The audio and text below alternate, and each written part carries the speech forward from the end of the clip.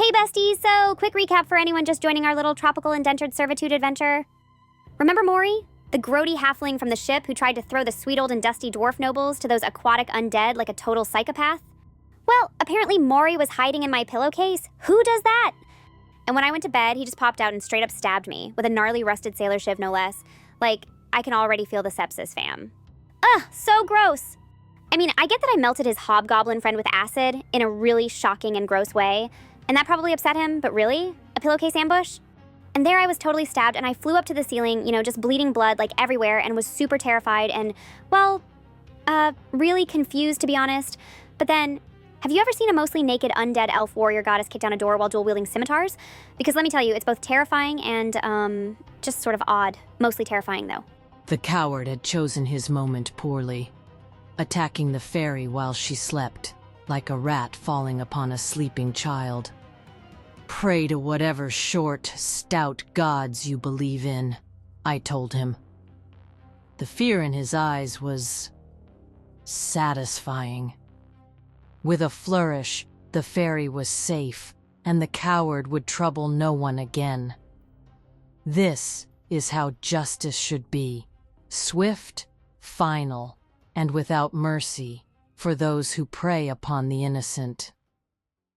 Nothing like a good old-fashioned murder to provide excellent cover for a bit of reconnaissance. While everyone was distracted by Kavi's impressive dismemberment skills, I figured it was the perfect time to explore our new accommodations more thoroughly. Time to see just how secure our tropical cage really was. Well, that's new. The waterfalls weren't just for ambiance, they were a magical barrier. Pretty, loud, and apparently completely impassable. Tried every trick I knew. Nothing. We weren't just employees here. We were prisoners with very scenic bars. Agnes hadn't mentioned that little detail about our accommodations. Fucking Agnes. They arrived to find Tizzy wounded but alive and justice already served. Omari appeared moments later, his perpetual pleasantness finally cracking. The sight of Morry's sectioned remains seemed to genuinely distress him. Interesting. Either he was an excellent actor, or violence truly disturbed our cheerful overseer. What followed was disappointing. Omari immediately began assigning blame to us, as if we had somehow provoked this attack. As if Tizzy had invited an obviously disturbed and vengeful halfling to abandon his ship and hide in her pillowcase all day to attempt to murder her like a coward. My oath compels me to protect the innocent and uphold justice. Morry was neither innocent nor just. He was a coward who attacked a sleeping fey woman out of spite. Even by my standards as a paladin, he received exactly what he deserved. That Omari cannot see, this speaks poorly of either his judgment or his honesty. Beach party security.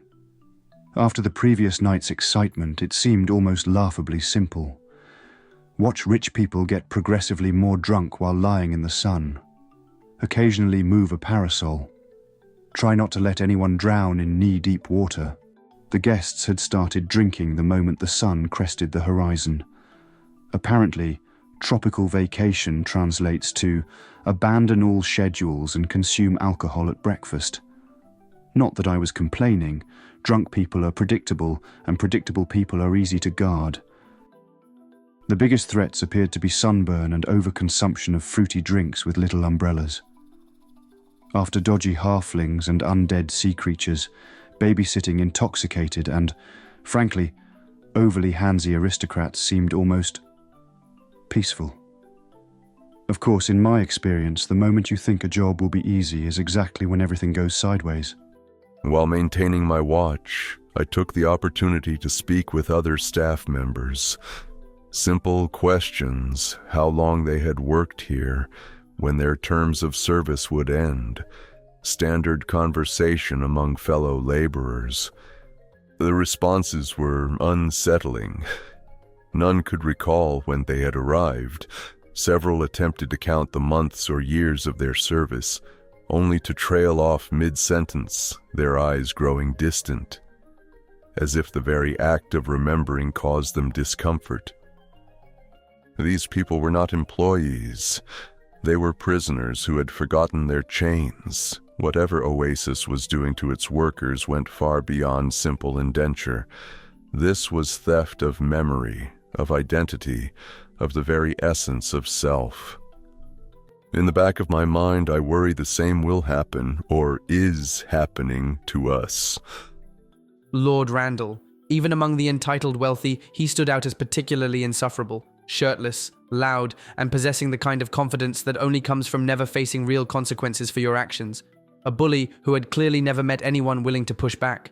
He challenged us to something called dolphin polo, apparently a sport popular among the idle rich. We attempted to explain that we were working, that we had duties, that we were essentially indentured servants who couldn't just abandon our posts for games. Logic bounced off him like arrows off plate armor. Reason was a foreign concept. "Nonsense!" he bellowed. "Everyone plays dolphin polo. It's mandatory fun." The man was immune to sensible argument, drunk on privilege and actual alcohol. And then the dolphins arrived. Dolphins in dapper regalia. One even had a monocle. You don't see that every day, do you? A dolphin in a monocle, my word. Despite our protests and complete disinterest in playing, we found ourselves compelled to participate in this recreational activity. Lord Randall equipped himself with enchanted gauntlets that clearly provided significant magical advantages. Enhanced strength, improved coordination, what appeared to be minor water-walking capabilities. Regardless, despite never having played this sport and a complete lack of ever wanting to, we achieved what the dolphins politely termed a comprehensive victory. The final score was rather decisive in our favor. Lord Randall took the defeat with all the grace one might expect from a spoiled child. So it turns out the dolphins weren't just there for polo.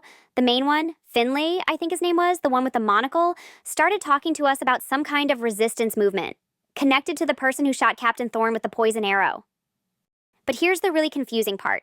Finley was acting like we were supposed to already know all of this, like we were part of some secret plan.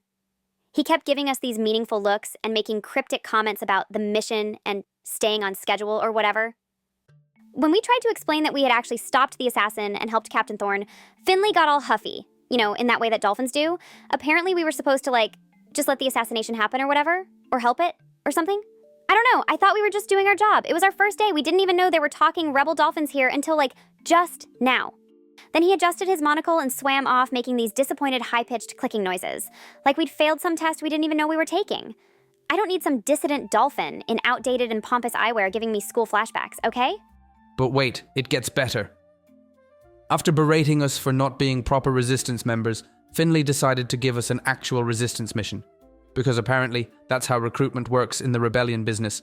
Guilt first, conscript second. The actual task was straightforward enough. Kill some kind of monster lurking in an underwater cave system beneath the resort's grotto. A predator that had been interfering with something.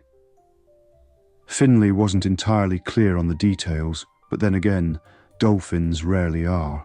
He mentioned equipment would be provided for the underwater aspects. At least the dolphins understood basic logistics better than most employers I've worked for. I've tracked plenty of dangerous creatures through forests and mountains, but somehow I doubted a cave-dwelling sea monster would respond well to traditional ranger tactics. Summarizing our current situation, we would finish our assigned duties watching intoxicated aristocrats frolic in the surf. Then we would take the night patrol shift, and then, apparently, we would descend into an underwater cave system to kill some unspecified monster at the behest of a talking dolphin we had just met. My oath demands I protect the innocent and seek glory in righteous causes. If that path leads through underwater monster hunting for revolutionary dolphins, then so be it. Stranger things have happened. Probably. This oasis is a den of poison, where the libations are befouled with fruit and decorations, And even the dolphin athletes weave schemes and betrayals. Bah!